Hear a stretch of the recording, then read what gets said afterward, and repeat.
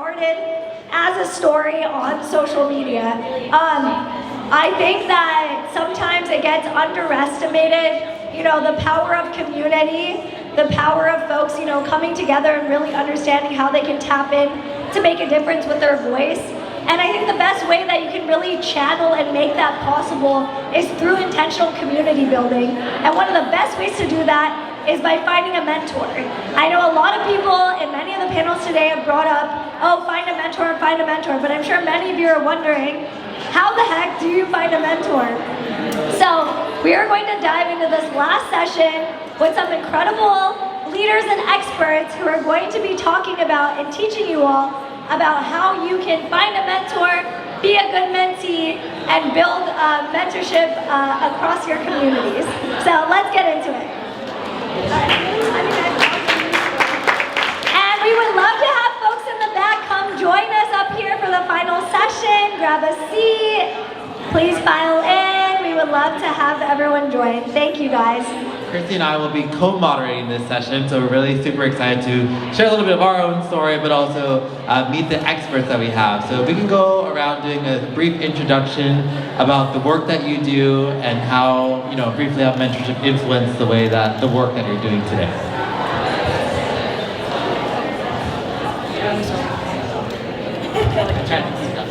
Hello, you want me to start? Yeah. Hi everybody, it's great to be here. My name is Frischmann. I work in the climate space for the last, well gosh, a little over 20 years, one way or another. But I think kind of the most claim to fame would have been, I launched a project called Project Drawdown back in 2014. I was a co-creator along with Paul Hawken and Amanda Ravenhill. And I led that for over 8 years. And then, after that, we launched 2 new organizations called Regenerative Intelligence and Global Solutions Alliance. And I think in the context of mentorships, RegenIntel is really pertinent because it's a global advisory and education platform helping guide next generation leaders in how to multi-solve for climate, sustainability, and regeneration. And part of that education program is we have a team of over 40 instructors from around the world that include Isaias and Kristy, as well as Drutman, who's here as well, and many other of the world's leading experts on climate, sustainability, and regeneration. But we also have a mentorship program, so as you take part in that, you also get assigned a member of the Cosmos of Stars, which is this ecosystem of great leaders who help guide and steer you as a fellow of the RegenIntel community. So that's a little bit about myself. Hey everyone, thank you for having me. My name is Sirvinskas. I'm the co-founder of Plant Futures, and we focus on accelerating towards a plant-centric future. We do that through our 4 C's. So we have curriculum. We started as a course at UC Berkeley. That was an intro to plant-centric food systems that still runs at UC Berkeley as well as all other of the 9 UCs. The second is careers. So we really focus on multi-generational mentorship and networking because we felt that was really lacking in our student experience. The third C is community. We work with about 115 universities, and we do anything from plant-based tailgates, farm-to-table dinners, concerts, really about making sustainability sexy and social. And so that fourth piece is culture change. So we partner with music festivals and other large cultural venues to really get people excited for that. So mentorship was a key in getting Plant Futures off the ground and continues to be a key for us. Hi everyone, thanks for having me here. I'm Galit from Montreal, Canada. I'm co-founder and the CEO of the Climate Solutions Prize, Canada's largest event award. We've given about $12 million of prizes, catalytic prizes for startups and research and academia, and really sort of launched an ecosystem building event around that to really accelerate climate and be a convener of capital and innovation and also industry deployment, and that has been going on for about 5 years. Well, you know, I was very intentional on who I chose for this panel because I think each of you have really incredible different pathways in which you've embodied mentorship and leadership in your work. And I just wanted to know a little bit more on, you know, who are some of the mentors that kind of guided your journey, if there's anyone you'd want to shout out, and how did you go about building that relationship with them? What were some of the lessons they gave to you? Yeah. I think it's a really good question, and I'd say like I haven't had a proper like formal mentorship. I know that's sort of become more common these days, where you go through an education program and like climate-based, or even our own ones at RegenIntel, and you get assigned a mentor or something. But in my experience, it's really been organic. So I find my mentors and the people that I engage with throughout my life. And some of them are actually here today. I mean, Renee Lertzman, I always want to point out, shout out to her as well. When we met at Google Food Lab a number of years ago, we just connected so intimately, so bonded. And we've since then developed this relationship where we're able to help each other, support each other through that, through the work that we do. And there is, of course, overlap, and that's what I like to think of as a reverse mentorship, where we're mentoring each other. And I think that sense of reciprocity, the sense of connection, is really key in establishing a healthy mentorship. And there's been many others. Amanda Joy Ravenhill, who first co-founded Drawdown. When I encountered her, I said, I want to learn from her. She was a peer. She was somebody that we connected with and developed that relationship over time. There are countless examples, whether it's in academia, whether it's in the work that I do, whether it's in just living. Finding people who you connect with, you bond with, and you have this mutual respect and co-learning. That is what mentorship to me is all about, right? And so I don't see this as a hierarchical, I am the mentor and you are the mentee, or I am the mentee. No, it's about how you relate to each other, and you in that relational reciprocity, you constantly are in this process of learning, developing together. And that's been sort of part all throughout my journey, has been finding these people and building a community around me, and they become a community of mentors and mentees that kind of collaborate together. I think what I'd add to that, I love that aspect of it's reciprocal, is also just the lifestyle that someone is living, and the way they carry themselves and how that resonates with you. And so for me, when I got into this because I saw the rainforest get cut down, and I was super depressed and angry, and I saw the connection between food and biodiversity loss. I wound up working on farms, and on a farm tour I visited Jason Angel, and him and his wife started Long Haul Farm, and their whole mission is really working to take vacant lots and create city-owned or community-owned farm assets. But he was so transparent when we toured his farm about his lifestyle, his finances, what brings him joy outside of work. I think that's really important as well, because we're humans before we're workers. And I think he was just so transparent about that, and that really inspired me. I saw a lot of ways I could live like him, and it was authentic for me to relate with him that way, so it didn't really feel transactional. Love these two answers. I think what I'll add is for me, what has really worked and what I love and I would recommend is that not necessarily, as Chad said, one person, but it's very fluid, and it's creating a network of people around you that you can check in for decisions that maybe they are really good at. If it's a decision around climate, maybe a climate person. If it's a decision around business, a business person. So for me, having that network of really solid relations around surrounding myself, and that I can also reciprocate to your point, and to your point, really like with real authentic human relations, because someone said on an earlier panel, don't make it transactional. I really totally agree with that. I come from from investment banking into philanthropy, and I think the more you are able to also give, it's not like just like what you can win from it, but what can you give back from that? So it's like a win-win relations. I think to me that kind of a network of fluid human relations is a solid, really secret sauce of what makes it really work. Yeah, and I think mentorship, as you were saying, it's a continuous evolving relationship, and maybe let's get more into the details of how how mentorship really helped you navigate, whether that was negotiating salary, whether that was maybe investing, maybe whether that was to recognize that it was ready to leave the industry you were in. How did those conversations go? And I think a lot of the times younger people like myself, I remember I was scared to ask for help. I didn't even know how to frame a question, or if I was being intrusive with my mentor. But I always knew that they always wanted me to be there. So it'd be, interesting to learn. Something that I would add, or just from my experience that mentorship has been really helpful in, is I think in a room like this, you can take risks, you can really share your full self, but I think a lot of the work we have to do, we have to be in rooms where we might be in the minority, or we might have an opinion that is triggering or isn't eye to eye with a lot of the people. And so mentorship for me in particular with Jason is this work, it's devastating what we're up against and what's happening to our world. And I think being able to have someone that understands the technical flow you're in, but can regulate with you emotionally when you go do that cutting edge work, I think is really important to have that, hey, I'm feeling really stressed. Can I just, as a human to a human, talk to you for 30 minutes? I think that's really important, because if you can kind of control yourself and your emotions and have a mentor kind of guide you through that, you're gonna be more successful. Yeah, really good question. There was I harken back to a point in time when I was really debating what to do with my life. I had been leading Project Drawdown for 8 years, and I was ready to leave. I was ready to start something new. But Drawdown was my baby. I had been building it up and nurturing it for so long, and I didn't know what I was going to do. How was I going to leave how do you leave your baby, right? But Drawdown also was becoming so focused on different things than our original values that we created Drawdown to do, and that's fine. That's what happens naturally in organizations. And I was a little bit like, how do I navigate that? How do I navigate this transition in a way that honors the work that we've done and built up, but also transitions into fulfilling the original vision and values? And I remember speaking to my coach at the time, one of the many mentors that I had, Randy McNamara, and he coached me through this process.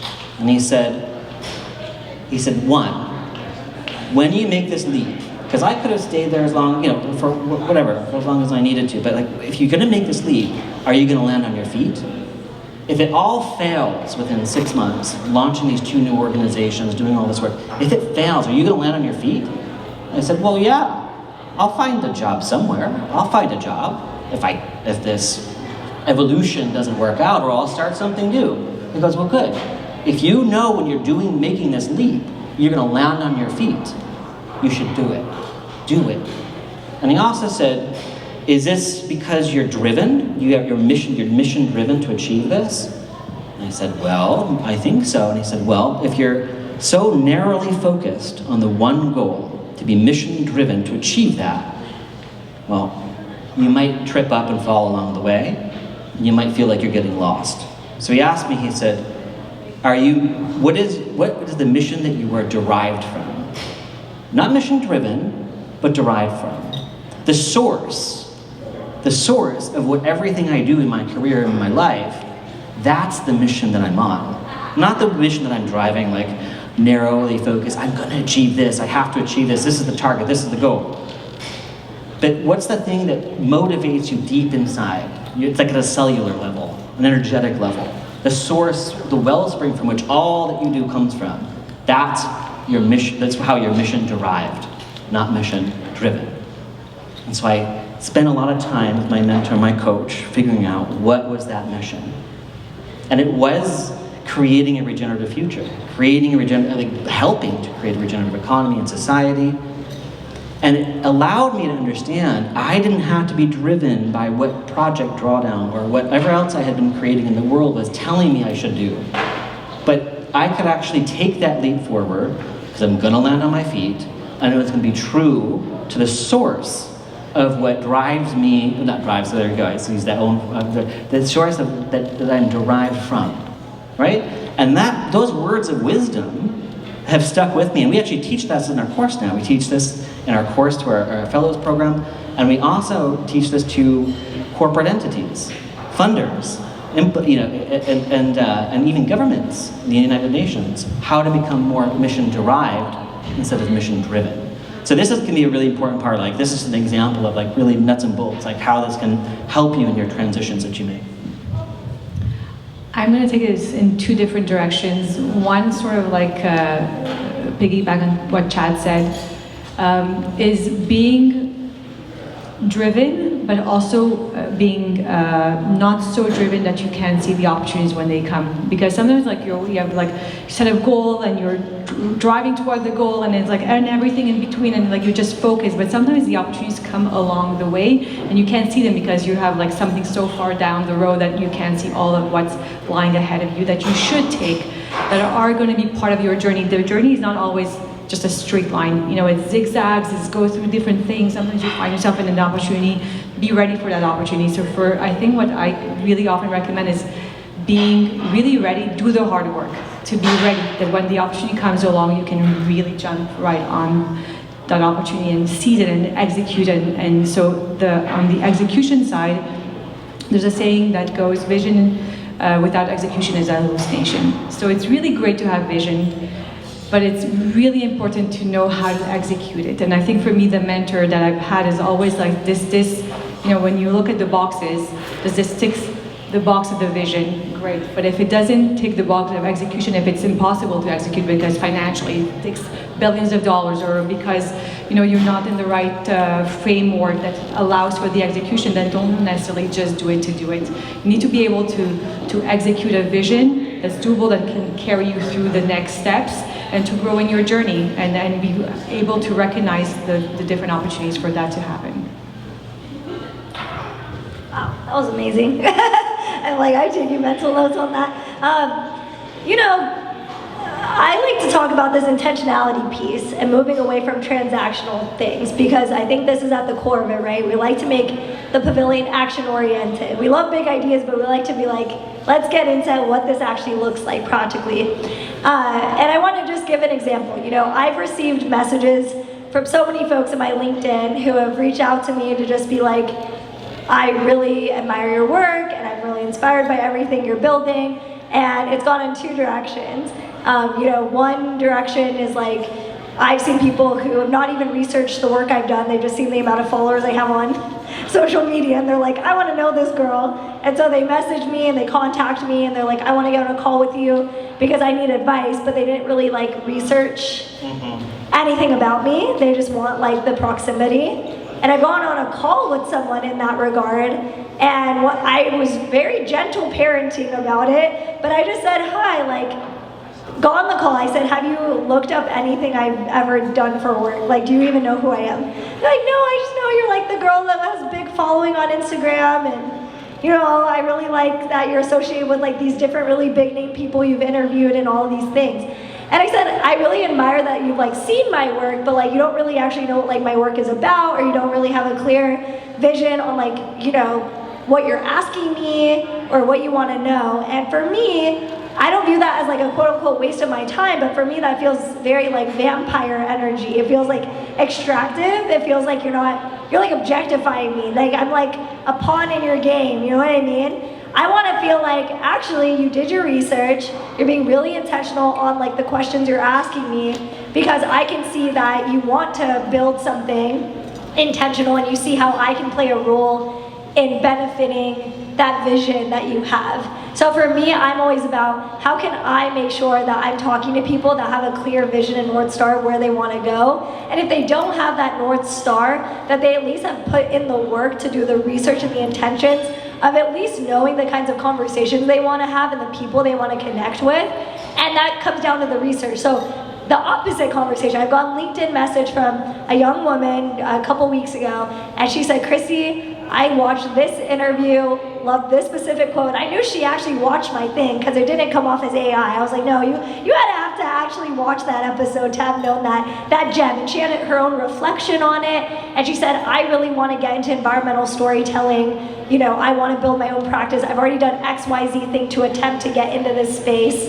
Would love to have your insights if you're willing to take a short call with me. And I go on a call with her. And I gave her really practical advice. And I loved that because for me, it felt like she did her homework. It made me feel really respected for the work I do, and that I was really playing a very valuable, tangible role in this young woman's career journey. And so that's my practical advice of like how I would recommend people reaching out. Do your research, make sure you have correct framing and intentionality behind your messaging, and make sure that the ways in which you're wanting to build that relationship, even if it is just a one-off, that you're following up with people, that you're letting them know, keeping them updated, because people pay attention to who keeps them updated and in the loop, because that pays dividends years down the road. I don't think I'd be able to put on Green Jobs Pavilion if it wasn't for doing that. A lot of people that you've heard on these panels are people that really respect me and my work, And that's for a reason, because I operate with a lot of intention and intuitiveness with that. And yeah, and that's why you guys are here as a product of that intentional relationship building. So that's my practical note, and I want to pass it off to the other panelists to see what your practical notes are on how to do intentional relationship building. So I'll answer this like sort of in a long-winded way. We've launched WAVE, which is Women Accelerating Vision and Execution, WAVE 4C. So Women Accelerating Vision and Execution for Climate. Because we have these massive events that we bring in thought leaders from all over the world, and oftentimes I find myself faced with panels, which are panels of only men. And not that men are not great, but I really wanted to drive a space for women to be able to be the CTOs, the CEOs. I know sometimes climate is very tech and very operational, and there's a lack of women leadership. We're also don't fear to aspire for those roles. There is room for everybody in there. And so we launched it with intentionality, because I often see women being placated, or the marketing coordinator or the assistant, or some sort of a side job, and some are very capable, intelligent, articulate, with a vision, with the drive to execute. So we really launched this and then create a mentorship and a fellowship, and also sort of that program within it. Now, with that, much like you said, I get sometimes called, I saw you on this, or I heard you on that.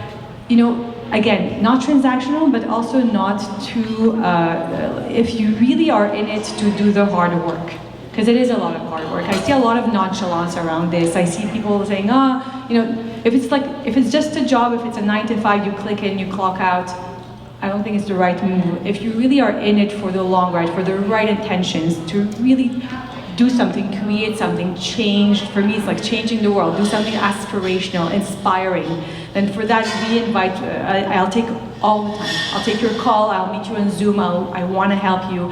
I'll find a person, if I can help you, to really open that door, or that door will open another window. Sometimes that window will take you to another door, but we'll find a way to support and help the journey. But if you're also willing to do the hard work and not be sort of very nonchalant about it. I think I see a lot of this generational thing where it's no.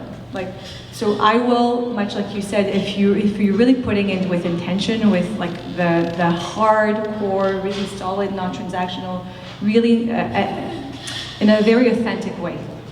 I think this is what we value the most.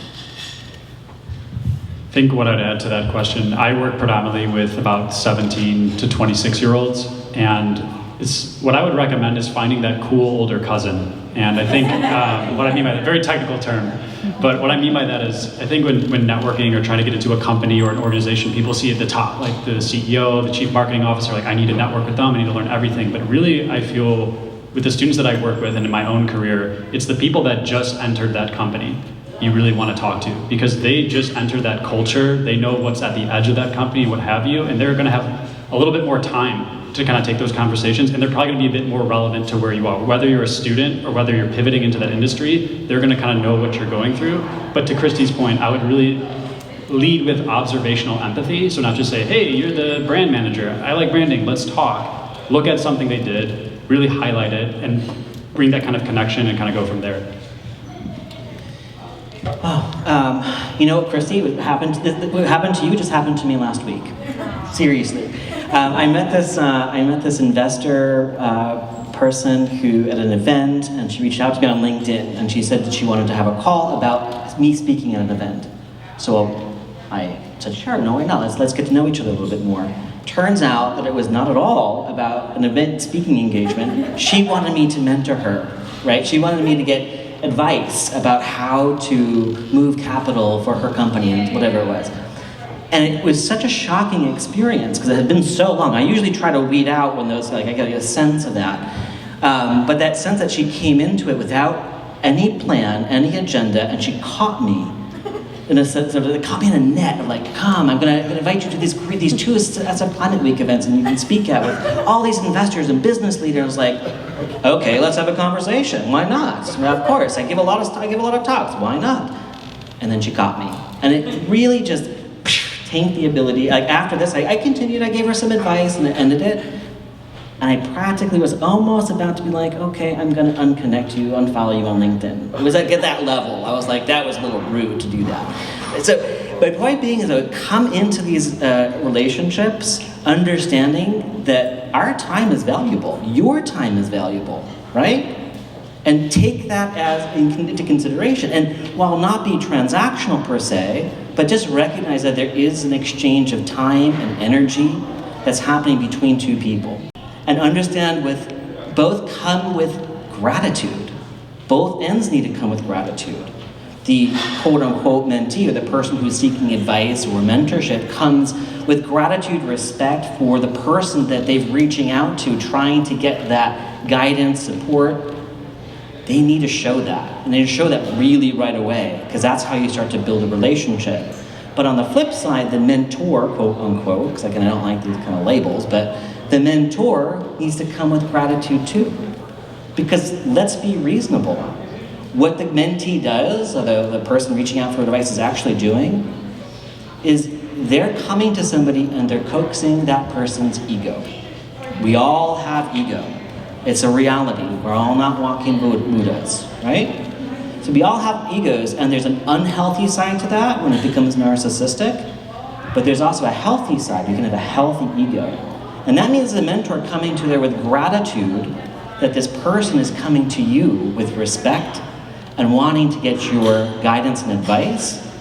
That level of gratitude, if you don't acknowledge that gratitude as a mentor, and that mentee is not coming with gratitude for that exchange that's really happening of time, energy, then it just fails.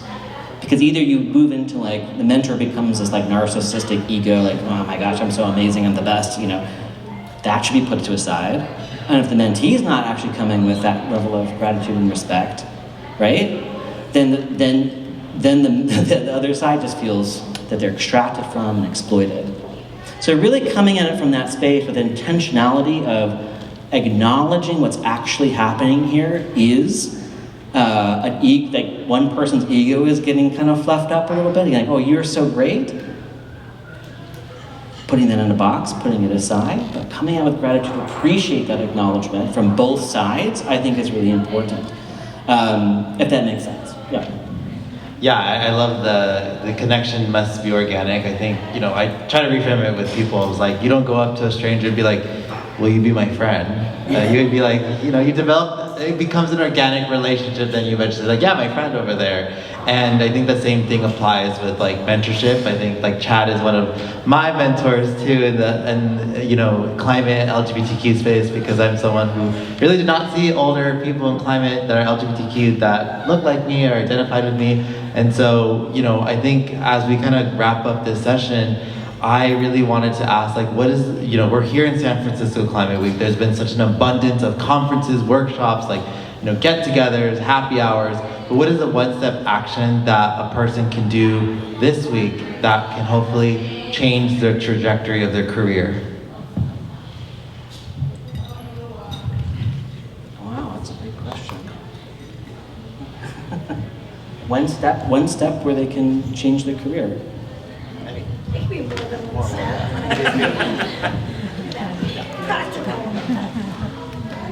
Listen, it's a great question. It needs a bit more thought. I think I'll say this. Sort of on the gratitude piece.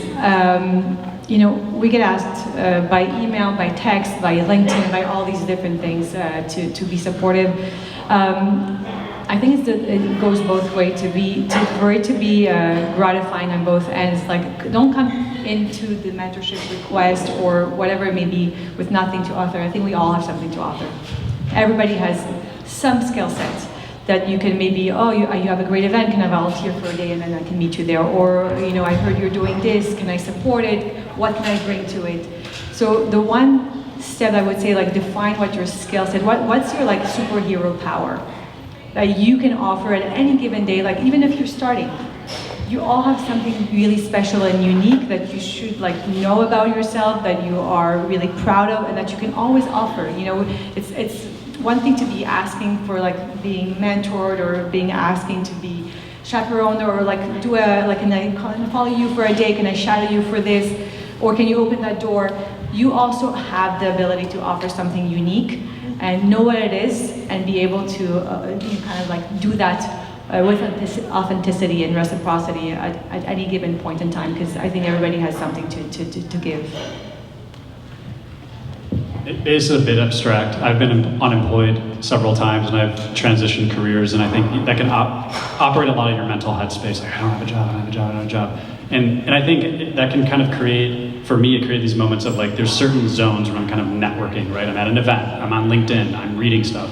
And I would say just be interested in the world around you, because you just never know what some little moment, like butterfly effect, it's just how easy, like, that moment you're gonna go on your phone, don't. Like, talk to the person next to you, like, hey, how's your day going on the train or bus? And just, oh yeah, and like, try to make it more interesting, They will probably have a connection to climate sooner than you realize, and so whether you're at a cafe, just engage with the world around you, and there's opportunities everywhere.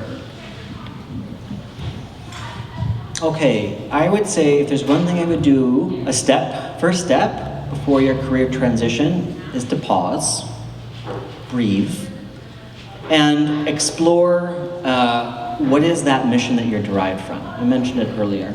Really hone in on that. And then be bold. Now, can I tell a little story? Most people who know of my work through Drawdown and all the stuff I do these days assume I'm an atmospheric physicist. I am not. I'm a historian of political economy, art, and language. In short, storytelling. I was doing my PhD work in my 20s on the 16th century imperial propaganda of the Holy Roman Empire.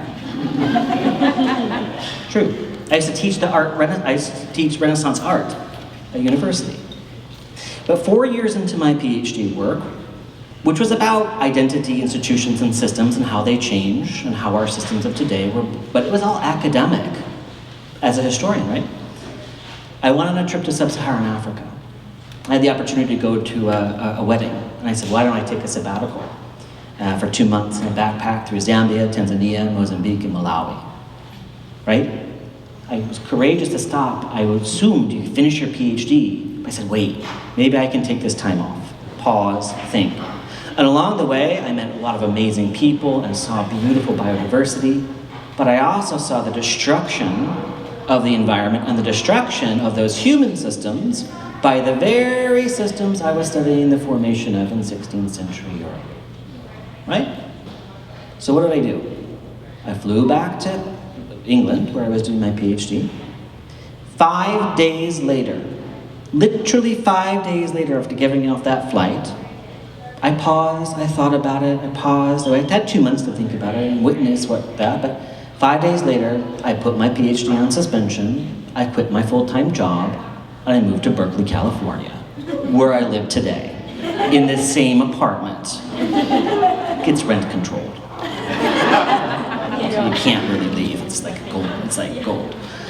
I tell this story, and then within 2 months, I found a job. I said to myself, I want to work with indigenous peoples' rights and well-being, biodiversity conservation, and sustainable development. That's where I'm going to go, because it's how I affect systems change in the real world that helps people today. 2 months later, I found a job at an amazing nonprofit that works on islands all over the world with indigenous communities building sustainable development projects in exchange for marine and terrestrial conserved areas. Whoa! I gave up 5 years of research and deep research at Oxford University in 5 days after 2 months. I'm still suspended because they don't actually get rid of you once you they do it for that long. They're just like, okay, you're still there.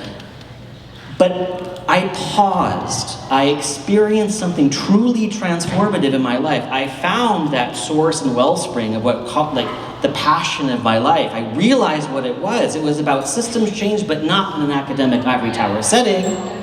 It was real world. And then I courageously, I think, boldly quit everything and flew across the country and found exactly what I was looking for. Now, why did that work? Because I found a job doing something that was one might say, administrative, low level, quote unquote. But I did that anyway because I wanted to get into a space that I wasn't necessarily the expert in. I wasn't an expert on conservation at the time. I was an expert on a lot of other things, but not that. So I spent the time to actually be humble and say, I don't need to take my PhD from this place or that place or my master's and all the bloody degrees, and like, I should deserve this. I went as low as I could get to get in the door, and I worked my way through. And 18 years later, I'm at where I'm at now. But along that journey, it was being courageous, being bold, but really finding that thing that at a cellular or energetic level motivates you to live. Because work is not life, and living is not work, right? So we have to find that you have to find that wellspring of source of mission, and then courageously move forward with it, but don't just take some steps in that direction randomly. Really pause, breathe, find it, feel it, and then be bold. Can I add something to that? Because I was trying to think of, while Chad was talking like really brilliantly. I've been in philanthropy for 20 years, now it's Philanthropy for Climate for the last 5. And there's a saying in philanthropy that people give to people. And I think it can't be more true in today's day and age. I mean, you know, I just received a proposal for this consultant, and I was like looking at it and I was like, AI can do this, AI can do this, AI can do this. There were 4 points. The top 3 points AI could do, ChatGPT, Claude, anybody. Like I was like, okay, waste of my time. And then the 4th point was like human relations. I was like, that's the part I was missing. She sort of started with that. I think in today's day and age, where AI can do so much, the people part of it, like that's crucial. To remember that the humanity part, like why are you doing this? Like for me, climate is about human beings. I mean, the planet will turn. I'll be on fire. I'll keep on turning if we're not able to solve the climate crisis. Although I think we can solve the climate crisis with human ingenuity. But humanity part, that's the real crux of the matter. And so take that, for the authenticity, for the reciprocity, for really finding what drives you, what really like the fire in you. Because everything else, there's sort of this AI tsunami that's coming, but I think it's all about the climate revolution for humanity, and so being that true authentic self and being able to what can you give and get. And just remember that people, the storytelling, even for founders here, for startup, I was just judging a panel, a startup contest a few days ago, and the pitches that were the most compelling told a real human story. So I would just also lead with that always, the human part of yourself. So good. Amazing. Can we give them all a round of applause?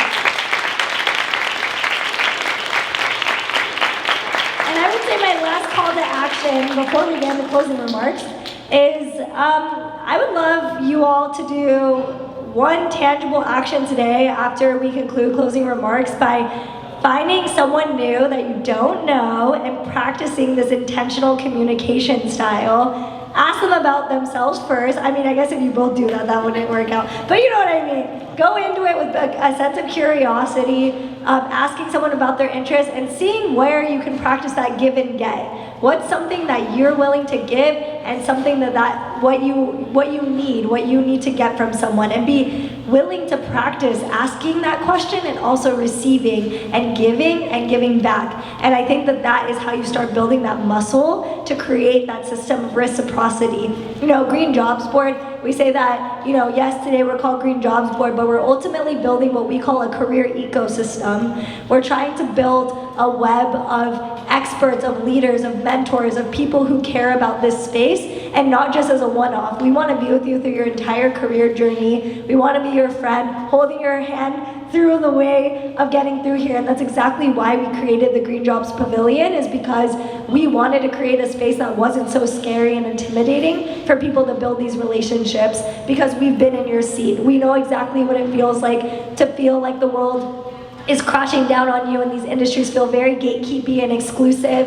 And we want this space to be the complete opposite of that. We want this to be your moment to be vulnerable with each other, to get that support and that help. And I think this is a really beautiful and brilliant community that we've all built together to make that possible. So that's my ask for you and my biggest takeaway that I'm getting from this panel. So yeah, can we give them one more round of applause?